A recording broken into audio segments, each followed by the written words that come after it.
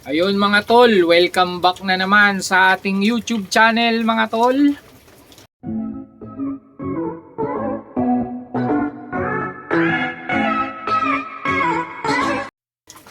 And for today's video mga tol, pagpapatuloy lang to mga tol ng mga nakaraang mga vlog natin. Kung nakaraang vlog mga tol, na-vlog na natin ang recessive red, recessive yellow, indigo, ano pa bang na-vlog natin, indigo, milky, tsaka yung magka-category na ice.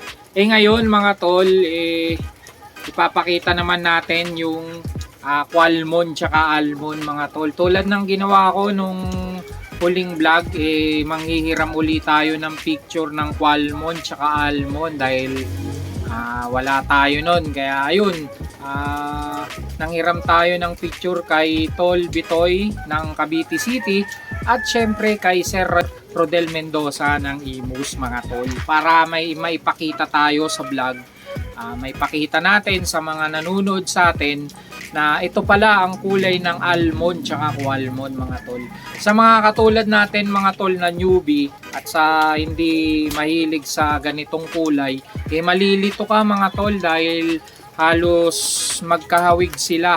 Siguro medyo ang pansin ko lang, ang qualmon medyo dark siya kumpara mo sa almond na pabatik-batik lang mga tol. Kaya ayun, kumuha tayo o nanghiram tayo ng mga picture ng mga almond tsaka qualmon para may maipakita tayo sa vlog natin.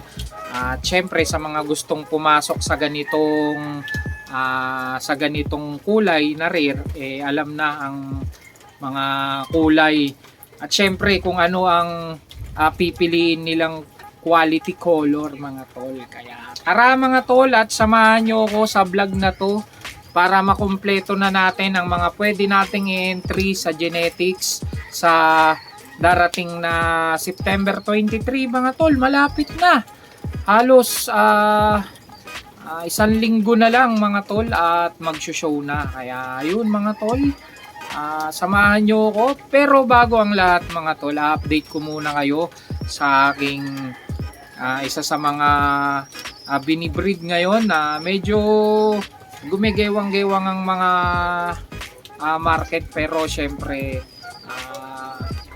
dahil mahal natin ang ibon natin, patuloy pa rin natin ang pagbibreed mga tol. Kaya tara at samahan nyo ako at ipapakita ko muna, update ko muna kayo sa aking frill stencil mga tol. Ayan ang sinasabi ko sa inyo mga tol na pinagparis ko. Ayan, si Betty mga tol. Ayan, kilalang kilala nyo na yan mga tol. Tsaka si Julio, mga alaga natin na gusto nating paramihin. Kaya yun, binread natin mga tol. Bago ko pala malimutan mga tol, abang-abang kayo mga tol at ipaparaffle ko yung isang YB na moth ko para maibigay sa maswerteng taga-subaybay kay Bernie mga tol. Ayan ang ating nakasala ngayon na stencil mga tol at papisa na yan, malapit na silang pumisa.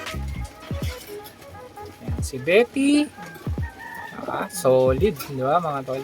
Tsaka si Julio mga tol. Abangan nyo lang ang magiging mechanics mga tol. Bali simpleng mechanics lang yon mga tol. Isang YB na moth ang ipaparaffle natin para sa mga walang sawang sumusuporta kay Bernie mga tol. Ayun mga tol, magumpisa na tayo sa ating vlog mga tol. At gaya ng sinabi ko sa inyo, ang bida ngayon sa vlog natin na ito, almond mga tol. Almond. At ito ang kulay ng almond mga tol. Ito. Yan. Yung almond na yan mga tol, nagmula ang picture na yan kay Tol Bitoy ng Cavite City mga tol. Isa sa mga malalakas na breeder dito sa Cavite mga tol. Yan ang isa sa mga maraming nakatago na malalakas na ibon, kaya talagang chinap natin para humingi ng picture para makita nyo ang gaano kasolid ang almond niya mga tol. Ayan. Pansinin nyo mga tol mamaya ang pagkakaiba ng almond tsaka qualmond mga tol. Medyo nahihirapan pa akong talagang i-identify ano ang pagkakaiba. Ang napapansin ko lang medyo light ang kulay ng almond kaysa sa qualmond mga tol. Ayan. May mga ano din mga tol at mamaya ipapaliwanag natin naman sa qualmond. Marami kasing klase ang qualmond na lumalabas na ngayon. Yan ang almond mga tol. Bago tayo tumalon dun sa pinaka isang kasama ng almond sa category niya na qualmond. Tol, tingnan nyo mabuti para kung meron kayo dyan sa inyong mga kulungan, dalin na sa September 23 na genetic show at ayun, pwede nyo nang isali sa show mga tol. Woo! Malapit na mga tol sa ang ating show, kaya kita-kits tayo doon mga tol. At congrats agad sa genetics at syempre sa ating club na CRCPF na magkakaroon din ng show sa ano ba to, sa December 2 mga tol.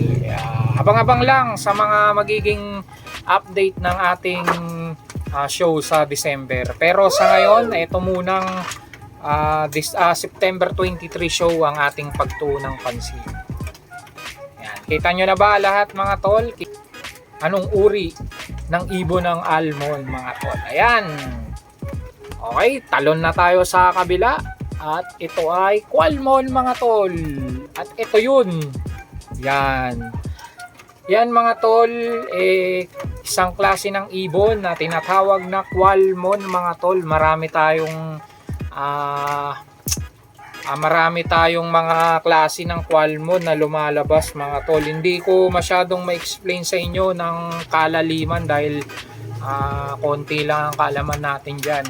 Pero sa nakausap ko si Sir Rod, may ano siya, qualmond eyes. Si Tol Bitoy naman ay may qualmond na parang barless mga tol. Ayan. Kaya hindi natin alam, hindi ko mapaliwanag sa inyo ng medyo kalaliman dahil isa rin tayong newbie sa pagdating sa mga ganyang kulay. Maraming mga rare mga tol sa maraming kulay ng rare mga tol sa dito sa pag-iibon, kaya masarap mag-breed mga tol na tutuklasan natin yung mga iba't ibang kulay na pwede nating i-project mga tol, mga nakikita natin sa market, di ba? Kaya ayun, sa mga gustong pumasok sa rare, pasok lang mga tol at sama-sama tayo dito. At huwag kayong mahihiyang magtanong sa mga veterano na laging naandyan mga tol para umalalay sa mga newbie. Kung halimbawang hindi kayo sinagot, punta kayo ulit sa mga ibang nag-iibon na rare. At sigurado naman sa lahat nagpagtatanungan nyo may sasagot at sasagot. Yung iba kasi medyo hindi natin masisi, baka may mga pinagdadaanan, di ba mga tol? Kung kay Bernie na lang kayo pumunta at magtanong, sasagutin natin yan. Libre magtanong, di ba mga tol? Ayan, pagmasdan nyong mabuti ang qualmond mga tol dahil ito ang katapusan ng ating vlog, ang series ng vlog natin, dahil naipakita na natin lahat ng pwedeng isali sa major categories na itong darating na September 23 mga tol. Tignan nyong mabuti, ha?